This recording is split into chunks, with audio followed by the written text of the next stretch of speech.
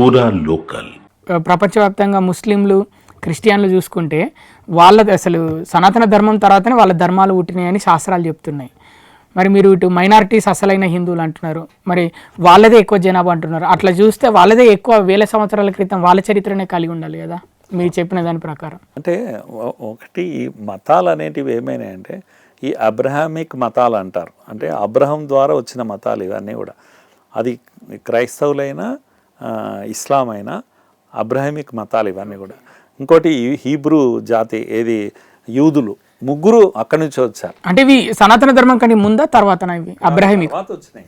ఇది జస్ట్ 2000 సంవత్సరాలు 1400 సంవత్సరాలు 1600 అంతే 1600 సంవత్సరాలు చరిత్ర అంతా కూడా.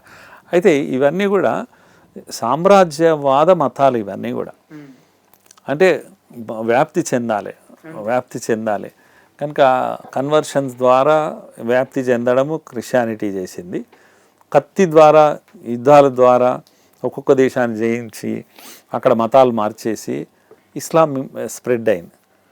ఆ విధంగా రెండూ వాడకుండా ఉన్న దగ్గరనే జీవితాన్ని మరింత అర్థవంతంగా జీవించాలి అనుకున్నది ఒక హిందూ ధర్మం, సనాతన ధర్మం, హిందూ ధర్మం.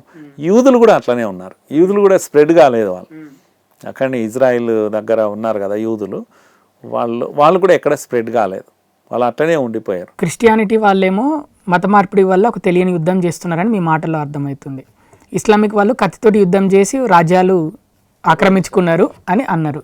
మరి హిందువులకు ఎందుకు వీళ్ళు ఎక్కడ వెళ్ళి రాజ్యాలు ఆక్రమించుకోలేదు, మత మార్పిడి చేయలేదు? ఎక్కడ వేరే దేశం వెళ్ళినా అక్కడ పనులు చేసుకొని డబ్బులు సంపాదించి అక్కడ ఆస్తులు సంపాదిస్తున్నారు. కానీ అక్కడ వేరే వాళ్ళను మీరు మా మతం గొప్పది, మా దాంట్లోకి రండి అని చెప్పారు. లేకపోతే అంటే ఇట్లా మీకు ఏమైనా అనిపిస్తుందా? అంటే హిందువులలో ఏదన్నా తెలియని ఒక లోపం ఉందా లేకపోతే మంచితనమా? ఇదేంటిది? లోపం కాదు, హిందూ జీవన పద్ధతి అట్లా. ఎవరిని కూడా ఫోర్స్ చేసి మార్చేది కాదు. అదొక వ్యూహంగా పెట్టుకొని మనుషులను మారుస్తూ పోవాలని అనుకోలేదు. హిందుత్వం కూడా స్ప్రెడ్ అయింది చాలా దేశాలకు. ఇప్పుడు కంబోడియా ఇంత ఇవన్నిట్లో కూడా ఉండేది ఒకప్పుడు. శ్రీలంక లేకపోతే బౌద్ధం కూడా బాగా స్ప్రెడ్ అయింది. ఎట్లా స్ప్రెడ్ అయింది అంటే ఇష్టపడి తీసుకుపోయి. చైనాలో కూడా బౌద్ధం ఉండేది బాగా. వాళ్ళు ఇక్కడికి వచ్చినప్పుడు హువాన్సువాంగ్ వీళ్ళంతా కూడా వచ్చారు కదా ఇక్కడికి. చూశాక ఇంత గొప్ప హువాన్సుంగే రాశాడు కదా, అరే దొంగతనం అంటే తెలియదు వీళ్ళకు అని.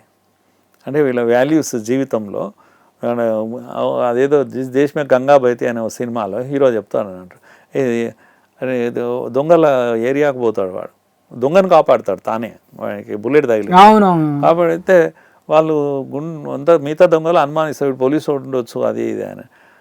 కనుక న్యాచురల్గా వాళ్ళు విలన్లు కనుక వాళ్ళు ఏం చేస్తారు, కొడతారు హీరోను. కొడితే ఎందుకు కొడుతున్నావు అని అంటారు, నువ్వు పోలీసు వాడివి అని అంటే కాదు నేను ఆయనను కాపాడి నేను వచ్చిన పోలీసు కాదు అని. నువ్వు అబద్ధం చెప్తున్నావు కొడతావు. అబద్ధం ఎట్లా చెప్తానా నేను, గంగనీళ్ళు అయినా నేను గంగనీళ్ళు అయినాక అబద్ధం ఎట్లా చెప్తా అని అమాయకంగా అడుగుతాడు. అంటే అంత ఇదిగా ఉండేది. దేశమే గంగా పోయేది, గంగ నీళ్ళు తాగినవాడు అబద్ధం చెప్పాడు.